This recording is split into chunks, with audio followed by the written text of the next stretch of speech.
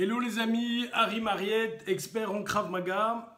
Aujourd'hui, un sujet qui revient souvent. Qu'est-ce qui est mieux entre le MMA et le Krav Maga? Voilà, c'est une question qu'on me pose très souvent. Ce à quoi je réponds presque instantanément. Qu'est-ce qui est mieux entre une moto et une voiture? Entre un spaghetti bolognaise et un steak frites? C'est pas la même chose. Et donc, juste avant de commencer entre dire qu'est-ce qui est mieux ou moins bien, on va peut-être définir les types de possibilités que l'on a en termes de sport de combat. Aujourd'hui, on a essentiellement deux grandes familles de sports de combat. Il y en a d'autres, mais deux grandes familles. Une famille pied-point, karaté, taekwondo, kickboxing, boxe, toutes ces choses-là. C'est la grande famille du pied-point. Toute la famille du grappling où on lutte gréco-romaine, jiu-jitsu, judo, etc. Donc des sports de préhension. On va se prendre, on va se mettre par terre, on va s'immobiliser, on va s'étrangler. Je ne dis pas qu'il y a mieux que l'autre, pas du tout. Toujours dans l'idée que tout est bien. Tout est bien et il vaut mieux toujours s'entraîner. Donc retenez toujours, il vaut mieux toujours s'entraîner. Et puis on a encore une petite famille qui n'est plus vraiment des sports de combat ou des arts martiaux où on va apprendre à se défendre avec un couteau, avec un bâton, etc. Je mets vraiment ça sur le côté parce qu'aujourd'hui, ce n'est pas l'objet. Et puis, on a quelque chose qui est un peu différent, qui circule autour, qui est de la self-défense. Alors, je vais essayer de définir le MMA et ensuite, je vais essayer de définir la self-défense. Le MMA, c'est quoi? C'est une idée géniale où on se dit, eh ben tiens, tu fais du karaté, je fais du judo, qui est le plus fort? Et l'idée est bien parce que on peut dire ce qu'on veut, l'amour du sport, les belles choses et tout. Le but de tous ces sports, c'est un moment d'être efficace. Et ça peut être intéressant de savoir, tiens, est-ce qu'un pratiquant de telle discipline est plus efficace qu'un pratiquant d'une autre discipline? Alors là, déjà, je vais mettre un bémol en disant une chose qui est fondamentale. Moi, j'ai connu des gens qui étaient très forts en judo. Après quelques cours de pied-point, ils étaient aussi très forts en pied-point. Et inversement, on voit aujourd'hui dans l'UFC, dans les sports type MMA, que les grands fighters pied-point ils savent également bien se débrouiller au niveau du sol. C'est-à-dire qu'être un combattant est, je pense, inné. Ou en tout cas, on va travailler cela, on va augmenter cela. Et le pied-point est un pan, le sol est un autre pan. Tu t'es orienté essentiellement sur le pied-point. Ce n'est pas pour ça que tu ne seras pas bon également au niveau du grappling, au niveau du sol.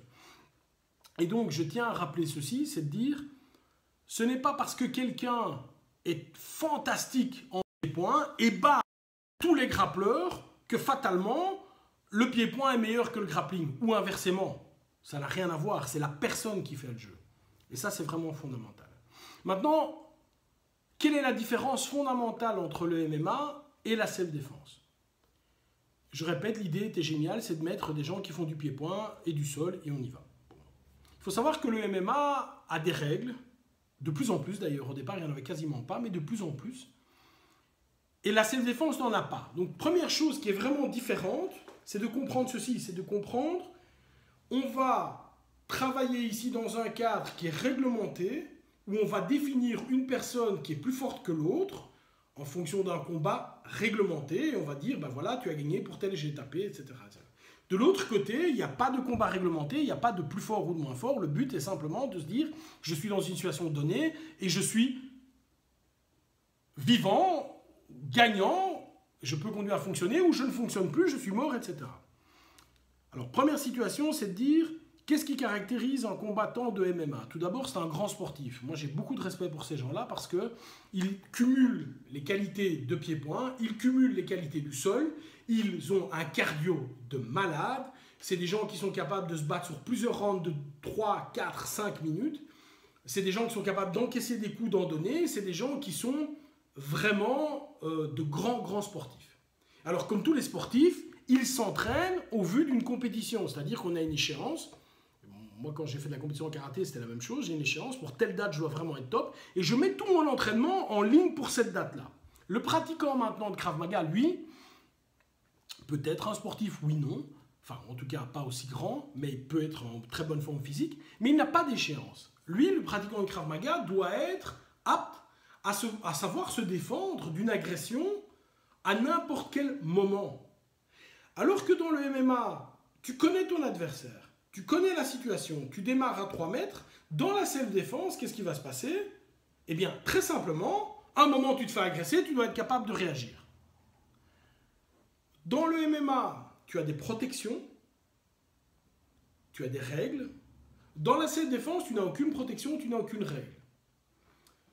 Dans le MMA, on a des catégories de poids. On sait qu'on va rencontrer tel adversaire qui a plus ou moins le même poids que moi. Dans la self-défense, il n'y a aucune catégorie de poids. Il n'y a aucune catégorie d'âge. Il n'y a aucun nombre. C'est 1 contre 1, c'est 1 contre 2, c'est 1 contre 3. Tu ne sais pas ce qui peut arriver. Donc simplement, je vais dire ceci, et c'est vraiment l'outcome de cette petite capsule. On va positionner, je pense, les gens qui font du MMA comme des sportifs dans un sport qui est réglementé, ce qui ne veut pas dire que ces gens ne sont pas efficaces, ce qui ne veut pas dire que ces gens ne sont pas très forts. Et on va classifier les pratiquants de Krav Maga comme étant des gens qui n'ont pas de réglementation, qui n'ont pas d'échéance, qui doivent être ready tout le temps. Également, ceux qui font du sport, et là, qui fassent du MMA, etc., frapper ou recevoir un coup avec des gants, même des petits gants, et un coup à main nue, ça n'a simplement rien à voir, les amis. Rien à voir.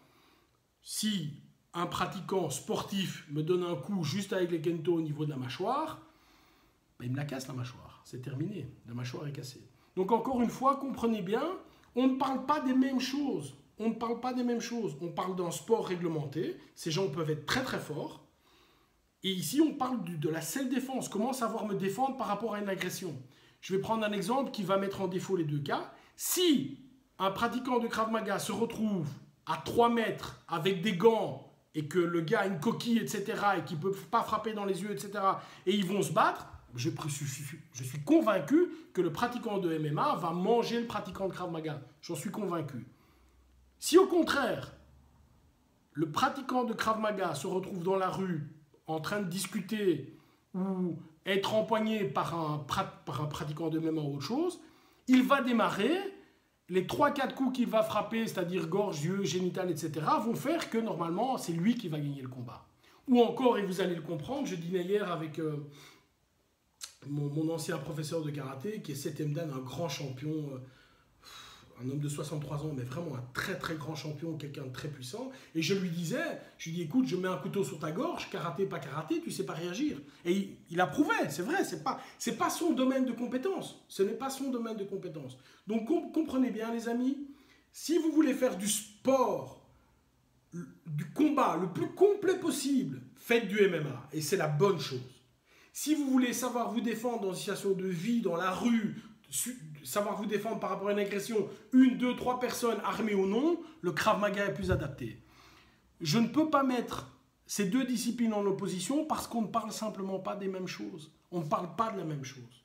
On ne peut pas mettre en opposition une moto et une voiture. Ce n'est pas la même chose, ça ne fonctionne pas de la même façon. C'est complémentaire, vous pouvez avoir une moto et une voiture. Vous pouvez faire du MMA et de la self-défense. Également, et je vais terminer là-dessus, je pense que le MMA ou les sports de ce type-là correspondent plus à des gens qui ont entre 15 et 30 ans.